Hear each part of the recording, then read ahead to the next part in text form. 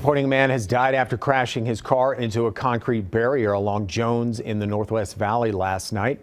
Here's some video from where that scene happened. Metro says the driver was speeding away from a separate hit-and-run crash, but did not stop for a sign advising him that the road in front was closed.